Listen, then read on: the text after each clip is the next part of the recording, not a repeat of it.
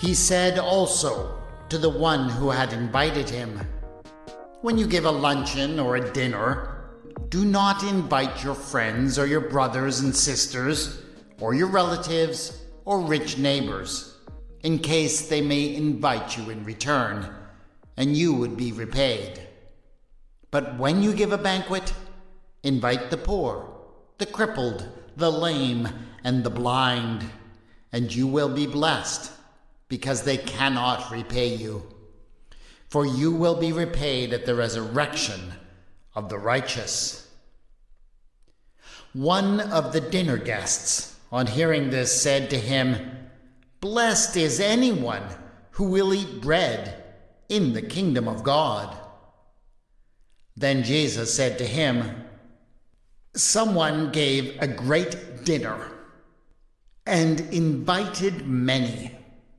At the time for the dinner, he sent his slave to say to those who had been invited, 'Come, for everything is ready now.' But they all alike began to make excuses. The first said to him, 'I have bought a piece of land, and I must go out and see it. Please accept my regrets.'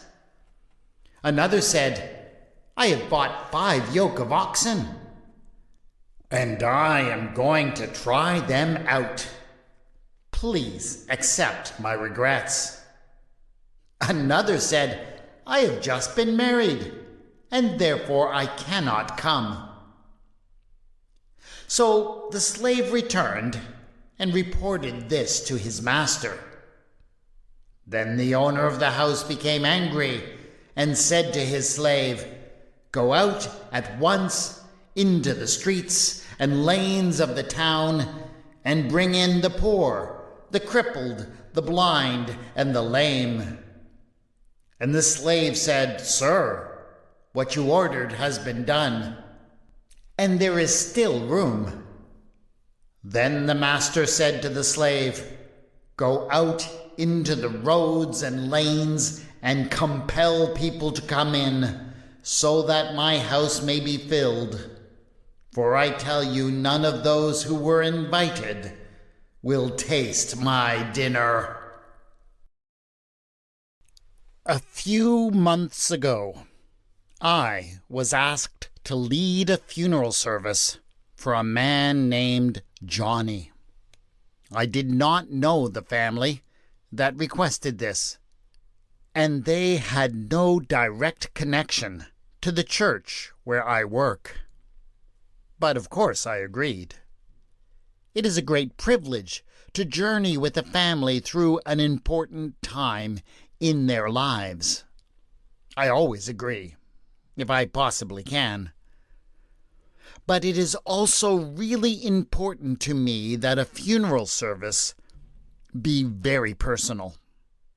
And so, if I didn't know the person myself, I make a point of getting to know them by talking with the people who love them.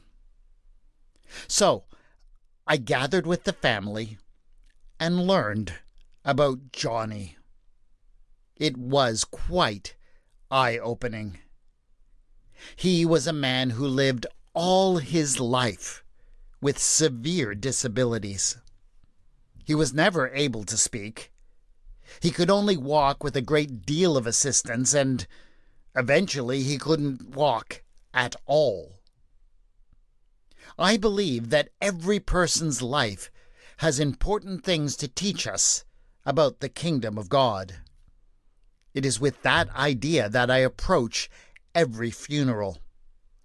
And so I spent a considerable amount of time thinking about what Johnny had to teach us about Jesus' idea of the kingdom of God. My reflections eventually brought me to that story of Jesus at the top of this episode. And I've got to say that learning about Johnny and some of the people who loved him has given me a truly different perspective on that parable that Jesus told. I see that story in a new way today. And that's why I'd like to tell it to you. This is Retelling the Bible.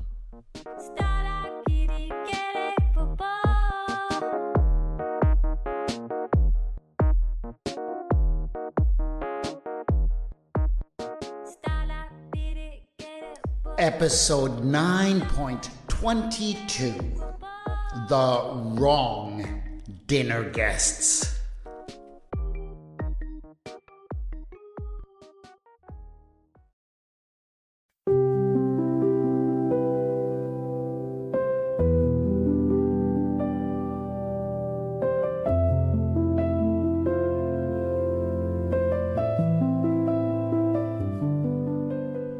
Jesus made a big splash wherever he went, and people often vied with one another to invite him to dinner at their house.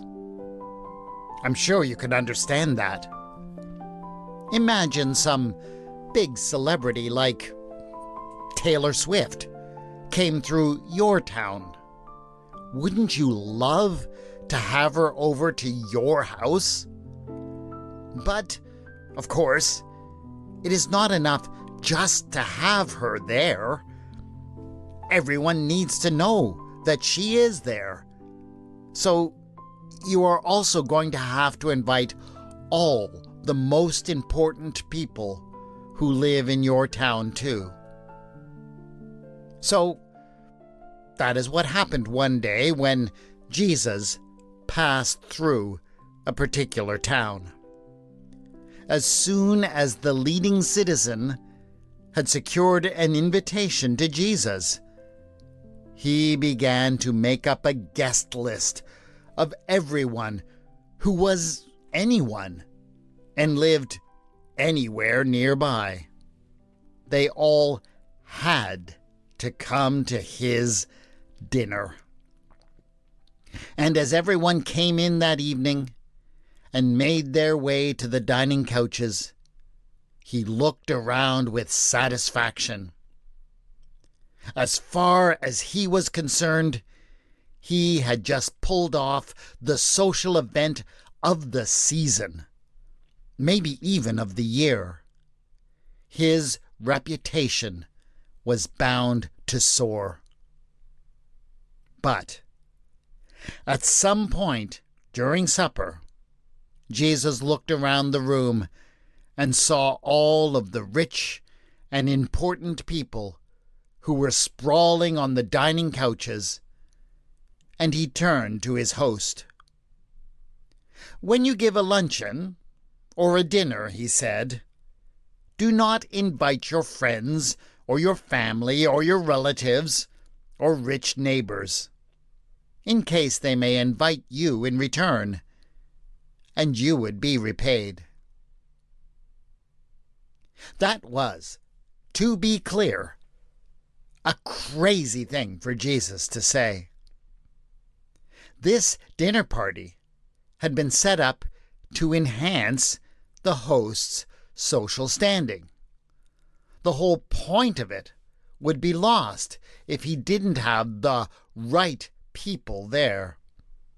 So I imagine that the host was quite upset when Jesus said this. But he was about to become enraged. "But when you give a banquet," Jesus went on, "invite the poor, the crippled, the lame, and the blind, and you will be blessed, because they cannot repay you." Now, that was just ridiculous. It was one thing for Jesus to suggest that he should not invite people who would enhance his standing.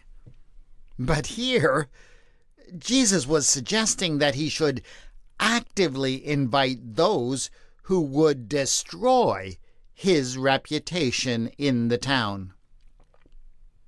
Everybody knew, after all, that if you were poor or disabled, it was your own fault. It was just taken for granted that poverty was the result of sin. It was a punishment for your failures. And disabilities were understood in the same way. When people saw someone who was blind or lame or deaf, their first impulse was to speculate about what sin had been committed to bring that about. Because of those assumptions, and yes, let me affirm that they are false assumptions, the host only felt that it made perfect sense that people who struggled with poverty or with disabilities were pushed over to the margins of society. He would never consider inviting such a person to one of his dinner parties. If any of them were to show up, it would have had the effect of lowering his social standing. So I am sure that the host was mad, and that every other guest was scratching his head and wondering what Jesus could mean by saying such a crazy thing. But one of the guests thought that he had it figured out. What Jesus had just said made no sense in the real world. So maybe Jesus was saying something about another world, a world after death. Maybe Jesus was saying that if you performed some insane acts of charity, like feeding the dregs of society, it would earn you a ticket to another life after you died. And so this guest shouted out, "Blessed is anyone who will eat bread in the kingdom of God." But that wasn't what Jesus was saying at all. He wasn't talking about another life. He wanted them all to understand that he was talking about encountering the kingdom of God in this life. But their minds were too small to imagine the picture of the kingdom of God that Jesus had in his mind. The picture of a feasting hall filled with the poor, people with disabilities, and other marginalized folk. And so, Jesus did what he always did to expand people's minds. He told a story.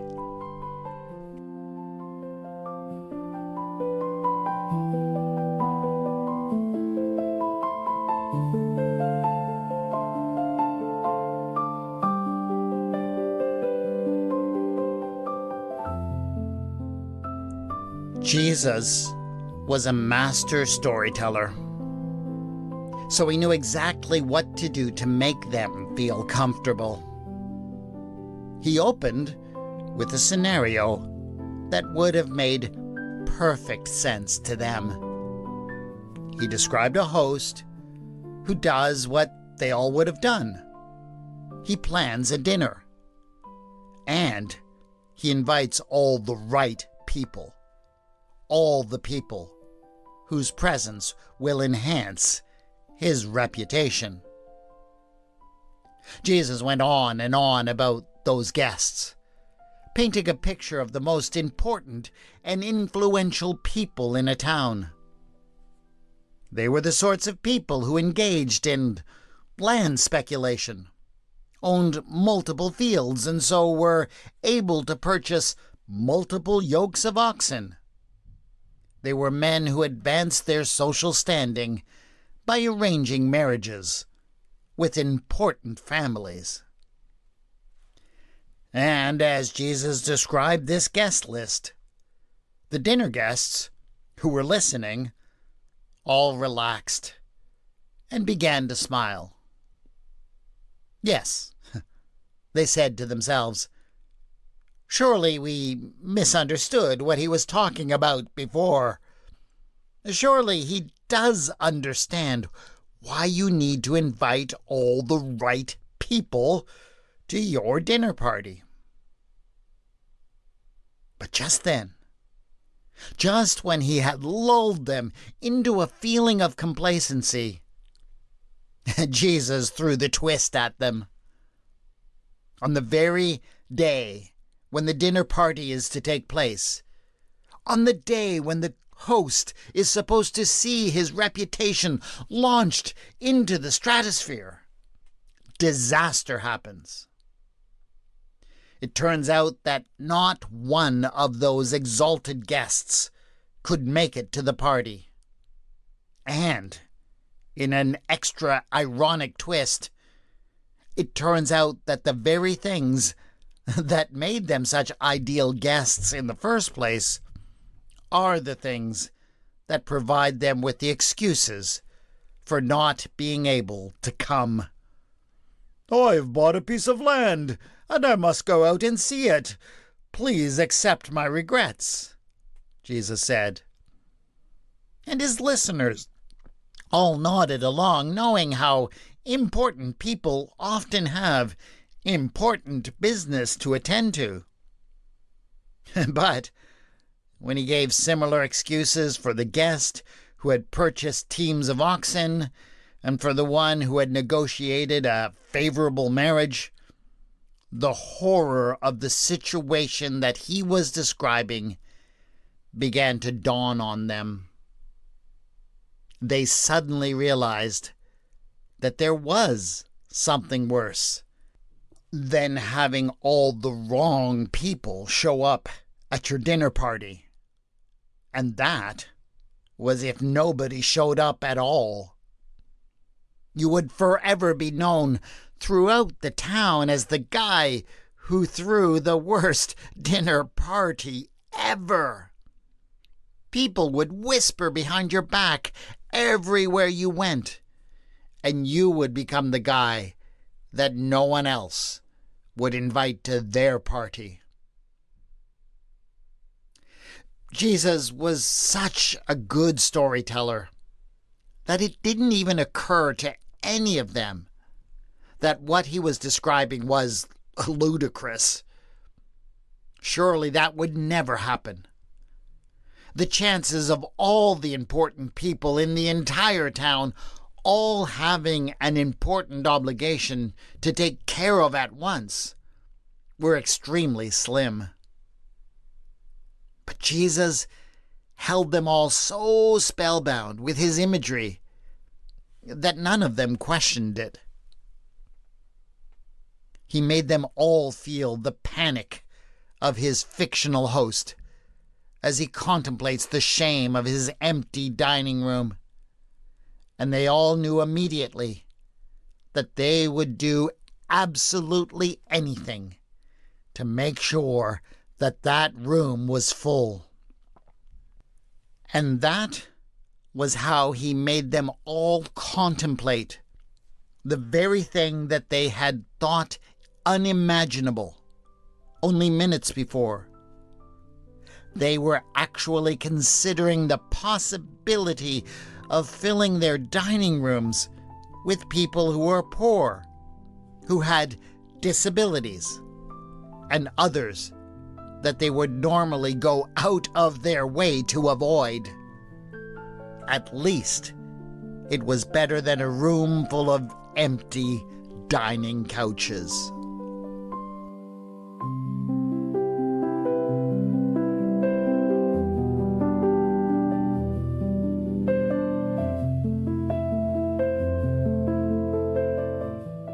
Jesus knew exactly what he was doing. He made up this whole strange, convoluted, and improbable tale for one reason only. He was trying to get them to imagine something that they never would have allowed to happen under normal circumstances. He wanted them to imagine a dining hall filled with the poor, the crippled, the lame, and the blind. Why did he want them to imagine such a strange thing? Because Jesus apparently believed that the kingdom of God was something that would break out when you gave a position and a place and an honored seat at the table to those very people who were usually forgotten, cast out, and despised. That is all he was trying to do. He was trying to get them to see the kingdom of God right there among them. Did he succeed? Did some of them go home and, the next time they threw a dinner party, make a point of inviting all the wrong kinds of people? Somehow I doubt that many of them did.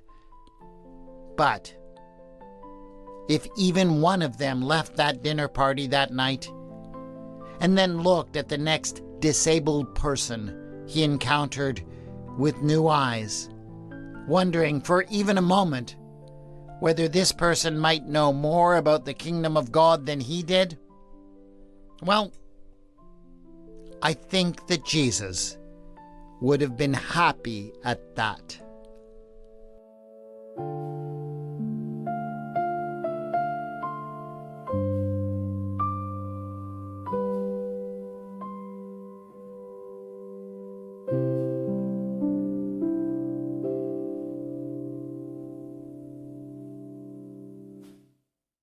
Yes, Jesus really taught that the kingdom of God could be discovered like that. And many struggle to understand such a teaching. I always have. But, like I said, I was given a wonderful opportunity to reflect on what Jesus might have meant a few months ago. I never met Johnny, but I got to know him by meeting with his family and hearing from his friends and family at the celebration of his life. And yes, Johnny had severe disabilities. He could not speak. He could not walk. Johnny did not live a marginalized life to the extent that people would have in Jesus' time. We have come a long way in terms of integrating those with such limitations into society. Oh, we probably still have a long way to go, but we are light years ahead of how things worked in ancient times. But some marginalization was avoidable. Johnny did spend some time in institutions where he was mistreated in ways that I will not go into.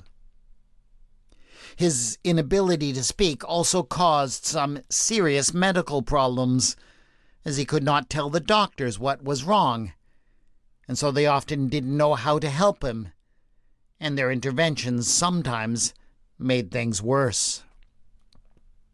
So Johnny really does seem like a good example of the kind of marginalized person that Jesus would have imagined taking an honored position in the kingdom of God. Jesus would have said that when such things happened, the kingdom of God will break out among us. And I believe that Johnny has taught me at least a few things about how we might encounter God's kingdom in such people. He has taught me, for one thing, that it is the nature of the kingdom of God to defy our expectations of what is possible. When Johnny was young, the doctors who directed his care confidently predicted that he would not live past the age of 20. Well, when we gathered to celebrate his life, Johnny was just a little bit shy of his 70th birthday, and we gathered to celebrate a life that had been full and meaningful.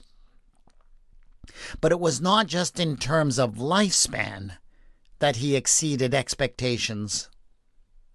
Johnny's friends and family spoke at his celebration, as did some of the people who had supported him and given him care. They also counted him as their friend. A picture quickly emerged of a man who, despite having suffered, and despite many limitations, was able to radiate love and friendship. He was a man who could do little more than love you, but when he loved you, you knew it. It came to mean the world to you. I will admit that there was one thing that particularly took me by surprise as I listened to people share their love for Johnny. People spoke about how he would advocate, how he would argue for what was just and right and acceptable, and act for those who were struggling. I would ask you to think about that for a moment. Here was a man who could not speak, but he spoke up, demanding action when needed. Here was a man who was confined to a wheelchair, but he stood up for what was right and just. Here was a man who could not walk, but he would regularly step up for others who needed help. Speak up. Stand up. Step up. Have you noticed how so much of our language for activism and advocacy is hopelessly ableist? Hidden in the way we talk about it is the assumption that you have to be able-bodied in order to make a difference in this world. How many of us excuse ourselves from taking a stand or speaking against the injustice that we see in this world? Oh, I'm no public speaker. I can't take the risk of doing something. I wouldn't know where to begin. Johnny had all the excuses, and yet he made sure that his demand for rightness and justice was heard. One other theme also came up over and over as we celebrated Johnny's life, and that was laughter. He had a big belly laugh that everyone found to be infectious. And I am pretty sure that laughter was a very big part of what Jesus was talking about whenever he described the kingdom of God. That picture of a big dinner party where the dining couches are filled with the poor, the crippled, the blind, and the lame was always and forever a picture of a room filled with laughter. People often jump to the assumption that the kingdom of God is only about another life, one that comes after death. I don't doubt that that was a part of what Jesus was talking about, but it wasn't the main part. So, while it is good to imagine Johnny today in a new kingdom where the voiceless speak, and where those who wait upon the Lord can run and not be weary, they can walk and not faint. To take comfort in that vision of the otherworldly kingdom alone would be to miss out on the dream that Jesus was trying to put before us for this world. He was talking about a kingdom that can break out here and now. And it will happen, Jesus assures us, when we are bold to give place and honor to those whom our society has left on the margins. That is it for this episode of Retelling the Bible. Thanks for listening. Share the word by telling somebody else about this podcast. The music for the podcast is Ada by Kevin MacLeod, and the mood music for this episode was Podcast Music Volume 7, Emotional Piano by Sasha End. Music is licensed in the Creative Commons, and it can be found at incompetech.com and at nd.app, respectively. Thank you to Johnny's family for allowing me to share some parts of his story. You can contact me on Bluesky at Retelling the Bible and on the Facebook page Retelling the Bible. Show notes for this episode have been posted at retellingthebible.wordpress.com. Thanks to my friends on Patreon for your support. It means so much to me. Go to patreon.com/retellingthebible to join them in supporting this podcast. This is Retelling the Bible, and I have been your storyteller, W. Scott McCandless.